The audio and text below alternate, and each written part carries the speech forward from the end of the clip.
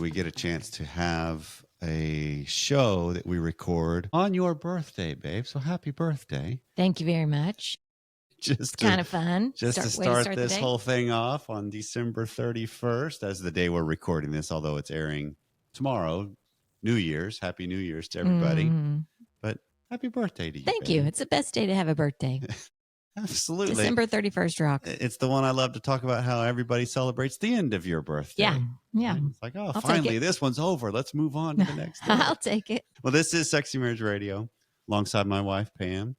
We're having honest conversations about the nuances, the dynamics, the aspects that take place in marriage, particularly as it pertains to our sex lives.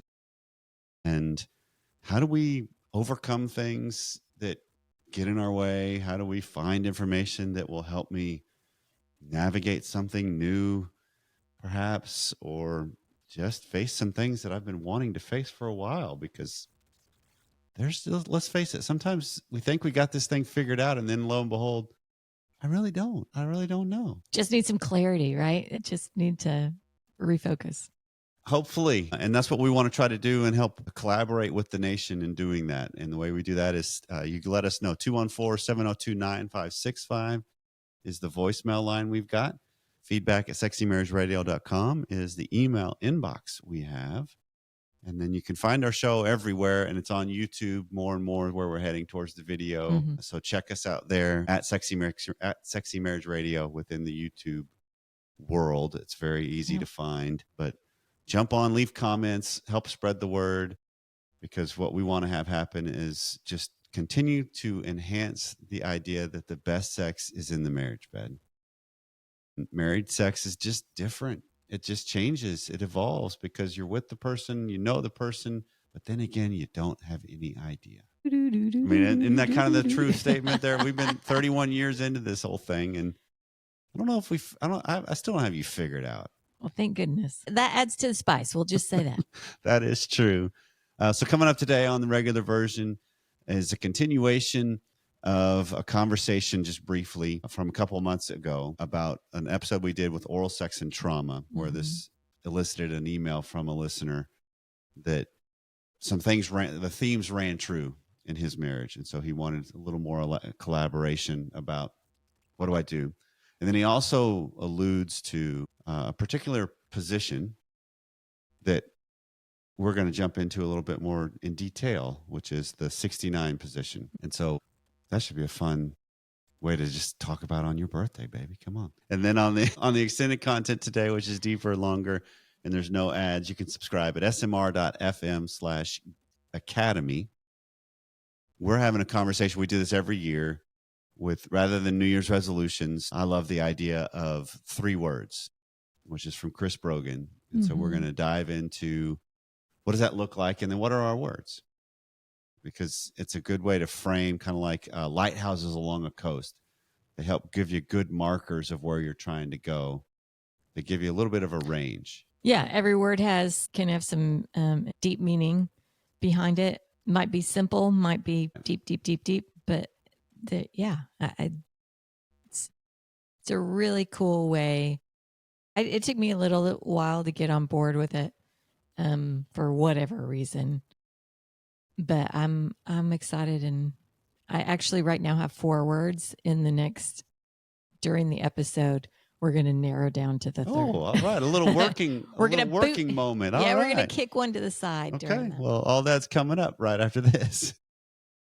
So here's the email that came in. This is from an episode where there was past trauma within the concept of oral sex in a woman's life. And that kind of sets the stage. But the email from the listeners, from a husband, says, I recently listened to your podcast on oral sex and trauma, and it really resonated.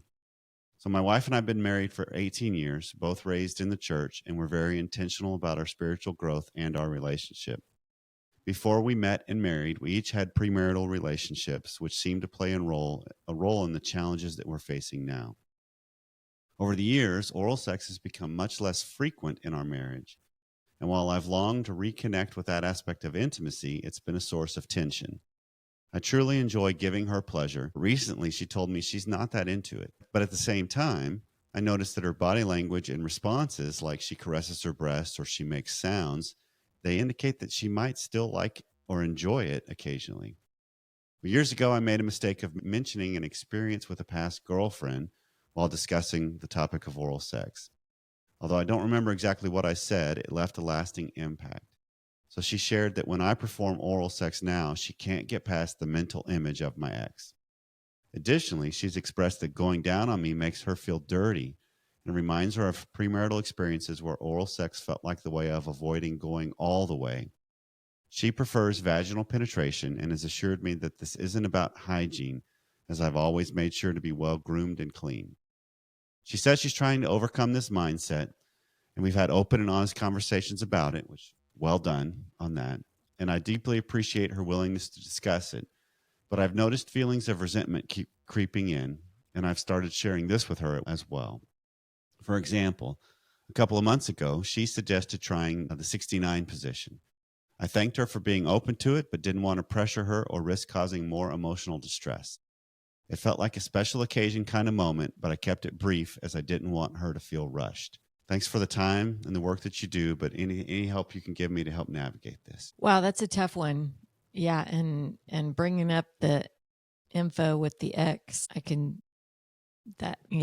can't get that out of your head. Right, But and it's so as a interesting. spouse, It's so interesting because some of those things are just part of the dialogues we have that we don't necessarily maybe think how deep they could land. Right. Because yeah, oftentimes it's not a weaponized, oh yeah, she would or he would, and where you're giving great detail and yeah, specifics as if it's a comparative thing.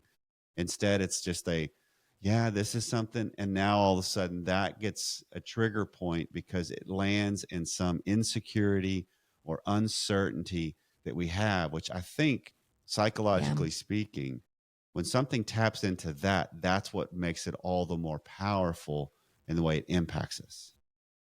I'd agree with that. Right. Because now all of a sudden it's like, well, I can't stack up to this. I can't relate to that. I can't overcome. I can't be whatever. And most of the time, my experience with clients that I've had where this has been something that's been discussed either in the room with me or we're unpacking something from the past is it's not intended as a comparative thing or a if you would only. There have been times where that has happened, but that's a different route to go down psychologically speaking. Absolutely. Yeah, that's a sadistic way of doing it, right? Yeah, that's a power move that's like, okay, what are you really trying to gain here? Mm-hmm. Which then there's a deeper dark side that's going on with this whole thing. But on the comparison side, where it's all of a sudden now, most of what's happening in this instance is it taps into something where it's like, I can't see myself as whatever, which that then is in some ways really good information to have for you. Not for the spouse, but for the person that's tapped into.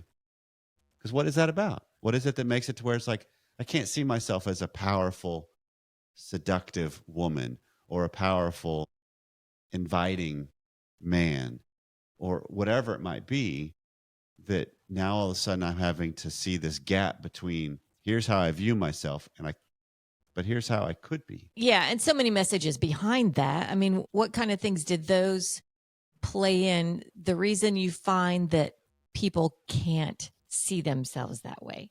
I mean, where does that come from? Well, a lot of it is just like what they alluded to with our church audiences, our Christian audiences, that we were raised in an area, because I can own this. I know you pretty well. I can own both of our journeys to a degree of what we were raised around in an environment when it came to the topic of sex and what was discussed, what was not discussed, and what that says. So a lot of it can be it's ignorance, it's naivete, it's skewed because of the information I've got on what I think it's supposed to be when it's much more not wholesome. It's a good way. Fair. So I have a negative underbelly associated with it rather than, wait, this is a vibrant part of life. This is an aspect of my life that's blessed. It's sacred. There's a dynamic to it that has tremendous value, power that I can bring. And so it really takes doing the heavy lifting, because this is where it ties to the show before that he's alluding to, of when you have a past with some situation, the way through dealing with that past is facing it head on. Yeah, don't ignore it. And so Yeah. one of the things that's important just on a specifics with this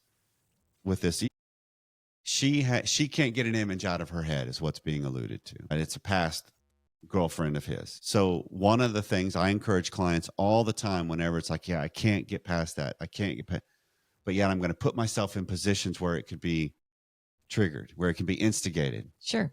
Right? Because in their instance, what they're describing is, I just soon stay away from it completely. It's what she's saying. Yeah, which is the old, ignore it and it'll go away. Hopefully. It just doesn't do it, particularly when you got a spouse that's interested in participating in oral sex more. It doesn't go away. Because he enjoys the giving of pleasure. So the best thing we can do is, one, like they're already doing, having conversations about it. But then two, when you get in intimate situations with each other, particularly within the concept of oral sex, open your eyes and look at each other. Actually connect each other eye to eye. Because then it's this element of, we can get so lost in our head performing some sort of sexual act, oral sex, vaginal, penile intercourse, it doesn't matter. Right. Just foreplay, whatever. We don't even recognize I have lost sight of, literally and figuratively, who I'm actually with, because I get caught in my own head about the feelings, the pleasures, the fantasies, the whatever, or I get caught in my own head of the triggers and the roadblocks and the breaks. So whenever those things happen, open your eyes, make a noise, a statement, a word to your spouse of, hey, hold on a second, I see you. And have them cue in to, this is a moment to connect eye to eye. And most of the time, I think clients, when I hear this, tell me if this lands this way with you, they think of it as, well, that's just going to break the flow. And so we're reluctant to do it because we've got caught up in our own head of, when there's a arousal intensification going, I don't want to break that cycle. So don't things like that, I mean, you have to work into it. It's not like the first time we do eye to eye, maybe it's going to be comfortable. Absolutely. But if it helps you break through, and I guess I'm curious about but it'll break the flow. I totally understand sometimes you're closing your eyes and your mind is, right. You're not necessarily connected to your spouse. You got, right. It's parallel experiences. Parallel experiences trying to keep your body into this, hoping to attain orgasm, right. Hoping to have that feeling. And what you're talking about, it is different. The eye-to-eye contact is totally, because it takes it beyond just the act and the rhythm and the sensations, and it actually brings into the equation the person and the people, the two people involved. I got to face myself a little more in this. Yes, you do, because that's part of the reason we sometimes don't open our eyes as well. Yeah. Is I don't want to be seen. Right. I don't want to see this. So there's a lot that gets exposed in this. And so it's important, I think, that in the last thing, and then I want to pivot to the second segment, if you will, which is kind of still build off of this. So we can kind of still bring in any other loose ends that are there. But there's an element of, he talked about, he gets these cues that he thinks she's into it, but he's not quite sure. And so, yes, there could be, she's into it, or this is just for his benefit, because sometimes we can play a role because we know our spouse is enjoying it. And it's not necessarily for me, but I can totally do this for you because I know you're enjoying it. On some instances, absolutely nothing wrong with that. The more it's overt and aware and you're consciously choosing that, fantastic. That's what we do in life. The more I'm trying to do it in hopes that they read me as I really am, but I'm not, then I'm not facing myself. That's where it starts to become problematic. Okay. So I want to make sure we don't miss the part where he said she offered up 69. That's where I'm pivoting to. Okay. Because she was saying, let's try this position, which is the 69 position.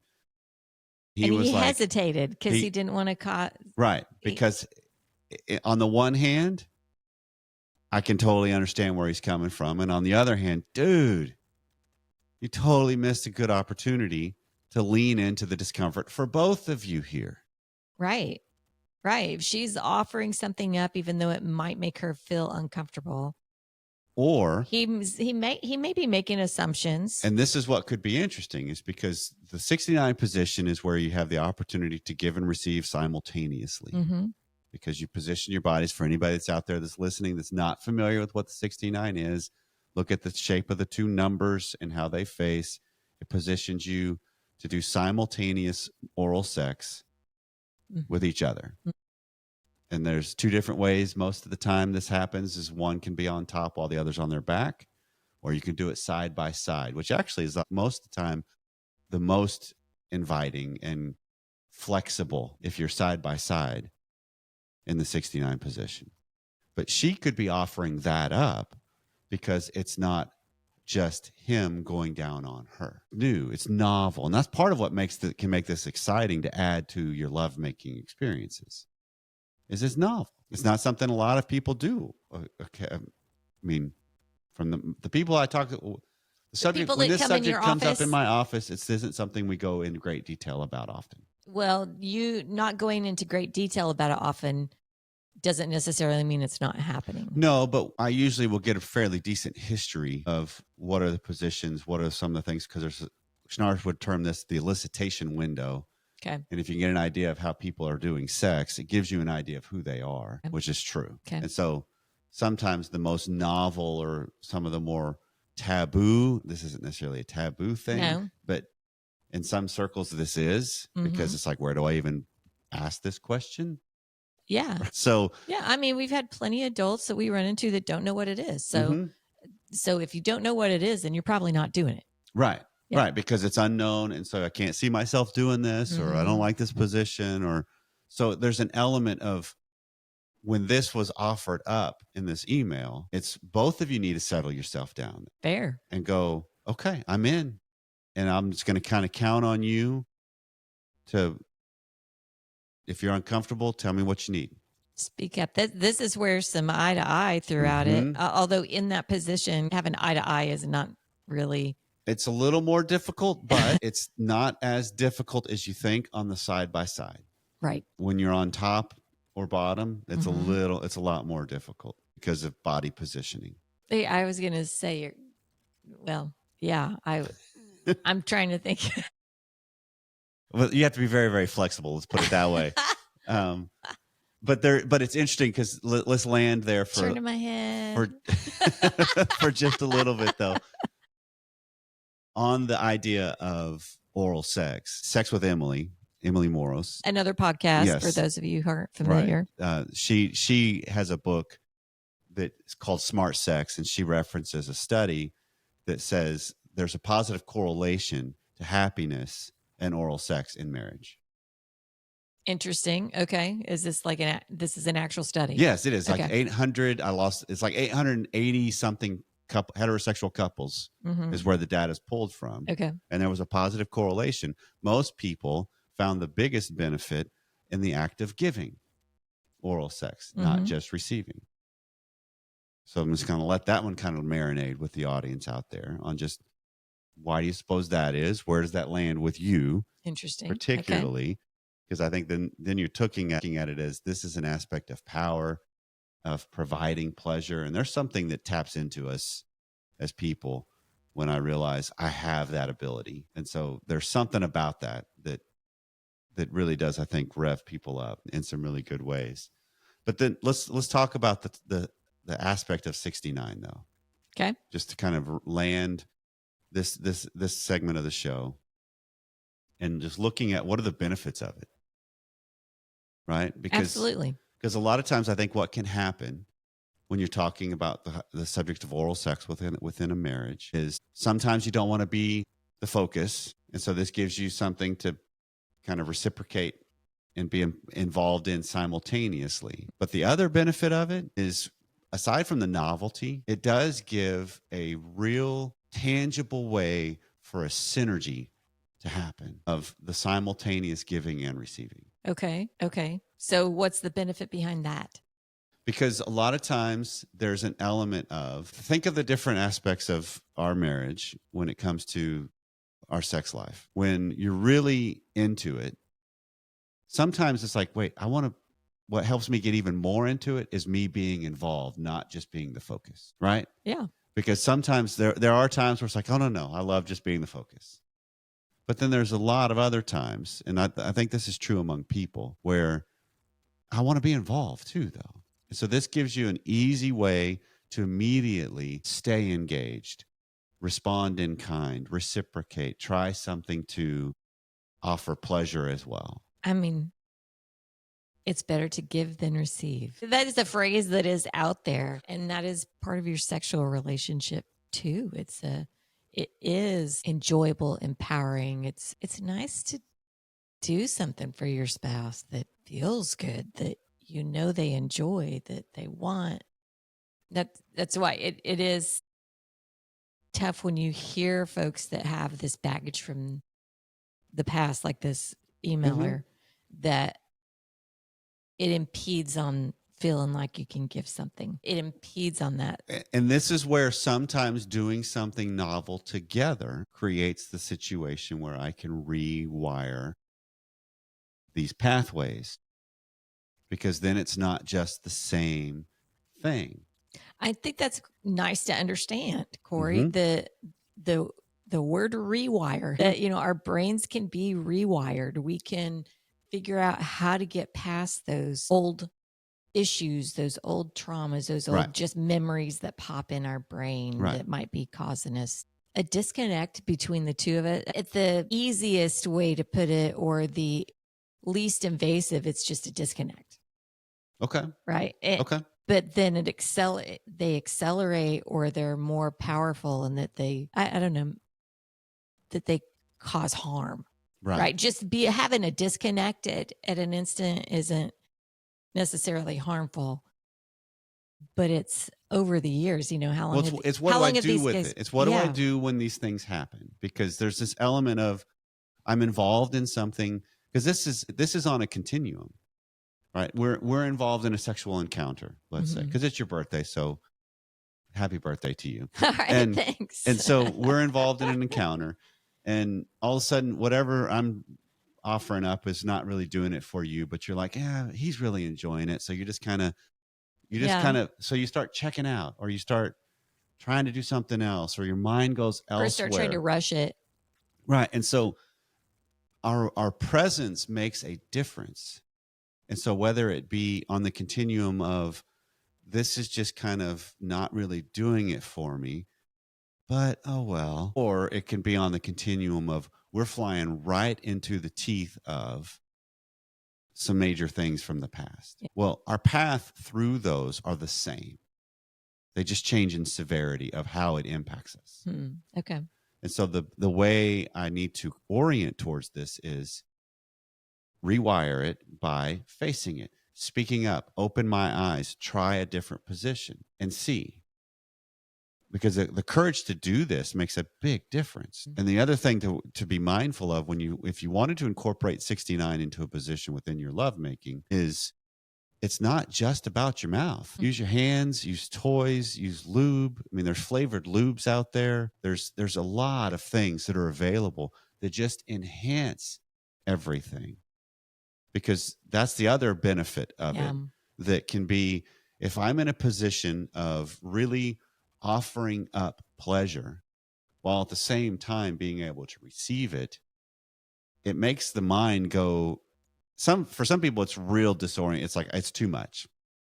Well, in that instance, slow down, take a little bit of time, let them just provide the pleasure for a moment, and you just relax. And then at some point you can kind of re-engage, and then you get an opportunity. And then, but it's just, we test the waters with it and just recognize, just like as it pertains to all of oral sex in marriage, it's not only just about your mouth. Use your hands, use other body parts, use toys, use lube, use different things that really do enhance the whole thing without wearing you out. Yeah, wearing out the jaw and all those things involved there. Right. And then the last thing to at least point out is, because I've alluded to this before, is the side-by-side position. And then there's one thing that I heard that I think can be really enjoyable for people to add to an equation if they want. If you're using the top and bottom approach with this position, is whoever's on top gets to be the one in charge of the intensity, pretty much how they position themselves. Yeah. They can raise or lower themselves based on how intense they want this to be, because sometimes we don't really cue into each other as well. And so you got to kind of coach or teach. And one way you can do it is just positioning yourself. And so if you can start to realize one of the benefits of all of this topic for today, particularly trying out something new, like the 69 position, possibly, if that's something new, or bringing it back into your repertoire if it hasn't been in there often, it's the experimentation with each other. It's the new pathways with each other. It's the trying it out. And even if it goes the way of, yep, that didn't do anything for us. Okay. Well, mark that off as it didn't do anything for us at this point. That doesn't necessarily mean at a later point it can't be revisited. Yeah, potentially. But at least have the conversation about it. Yeah. Because then you learn something about yourself in this. And that's the whole goal. That's the whole goal of every episode we have, pretty much. How do we learn something about ourselves? Because that's what makes us better. Because then this goes back to how we started the show of, I can't see myself as somebody that's got a lot of oral sex prowess. Really? What if you could grow into that? Because at some point in your life, you absolutely weren't. But you know what? You get there. Because we're willing to face it. We're willing to challenge ourselves. We're willing to grow. And we start to evolve. So that way, whatever it is we do, man, we've got some serious skill there.